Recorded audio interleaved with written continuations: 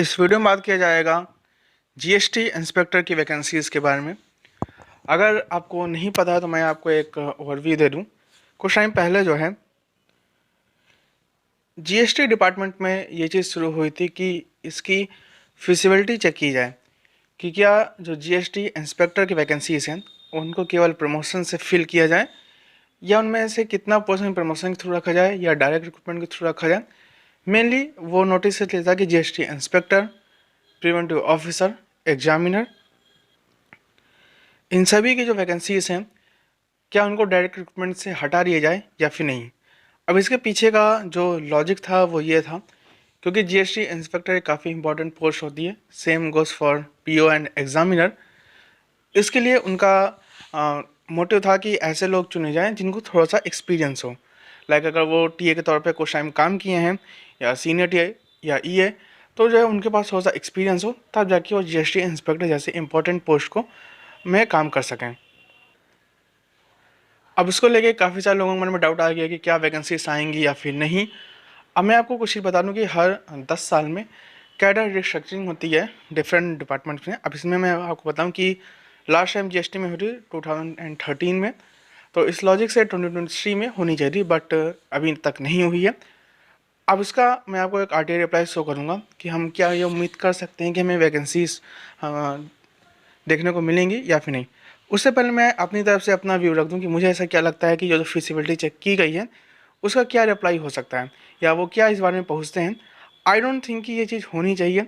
अब कुछ लोग कहेंगे कि नहीं ये काफ़ी इंपॉर्टेंट पोस्ट है तो इसके लिए जो है नए लोगों की उनको जरूरत नहीं होनी चाहिए। लेकिन अगर उस लॉजिक से देखें तो यूपीएससी को तो पूरी तरीके से बंद कर देना चाहिए, क्योंकि जो मेन पावर होती है वो आईआरएस के हाथ में होती है। तो इस तरीके से डायरेक्ट रिक्रूटमेंट यूपीएससी के थ्रू पूरी तरीके से बंद कर देना चाहिए। तो आई डोंट थिंक कि ये इस चीज़ पे कोई भी हामी भरी जाएगी, बट क्योंकि अभी तक हमारे पास कोई प्रूफ नहीं है तो हम कुछ नहीं बोल सकते।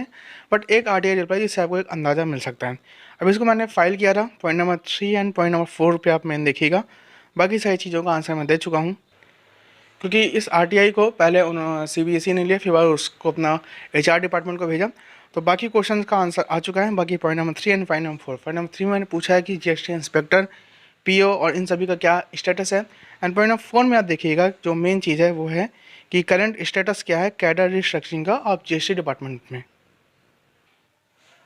तो उन्होंने जो है पॉइंट नंबर 3 का तो आंसर डायरेक्टली नहीं दिया है, लेकिन पॉइंट नंबर 4 का उन्होंने आंसर दिया है। Point number 4, the matter regarding cadre restructuring is under consideration, final decision is yet to be taken since cadre restructuring can be implemented only after approval of union cabinet।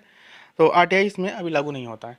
तो अभी जो cadre restructuring जो है matter जो है consideration में, अभी इस बारे में चीज़ें चल रही हैं, तो अभी तक कोई फाइनल डिसीजन इसमें नहीं लिया गया है।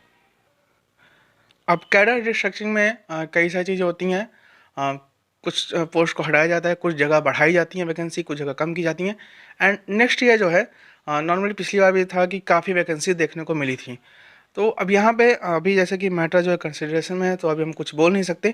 बट एक चीज़ श्योर शार्ट है कि एटलीस्ट भाई अगर वर्स्ट केस में भी मानता हूँ कि भाई वहाँ पे ये फिजिबिलिटी आती है कि हाँ आप जीएसटी इंस्पेक्टर की वैकेंसी जो है आप प्रमोशन के थ्रू फिल की जाएंगी।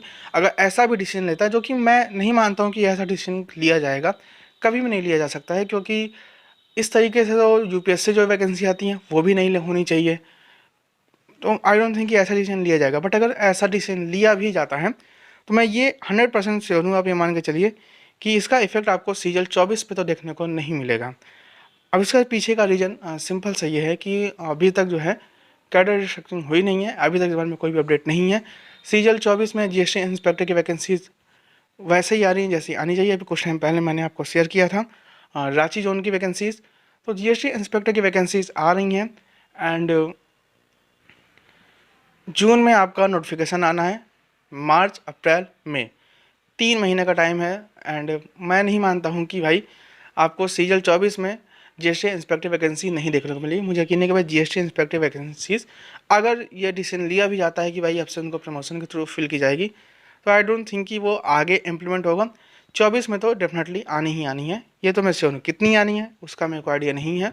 जो भी मैंने शेयर किया था वो मैंने आपको दिखा चुका हूँ जिन जोन्स की रिप्लाई आया है। बट हाँ आएंगी ज़रूर 24 में जीएसटी इंस्पेक्टर, पीओ और एग्जामिनर की। नंबर्स डेफिनेटली जो है 23 से फ्लक्चुएट करेंगे, उससे कम होंगे, क्योंकि काफ़ी ज़्यादा वैकेंसी जो है 23 में आपने देखा होगा केवल जो वैकेंसी जीएसटी इंस्पेक्टर और सीबीआईसी डिपार्टमेंट थी, काफ़ी वैकेंसी दी गई थी। तो अब जब एक साल इतनी ज़्यादा वैकेंसी डाल दी गई हैं तो आई डोंट थिंक इतनी वैकेंसी अब आपको दोबारा देखने को मिलेंगी, बट हाँ वैकेंसी आएंगी। अब इसका क्या होता है, इसमें क्या डिसीजन लिया जाता है या नहीं लिया जाता, इसका भी मुझे आइडिया नहीं है।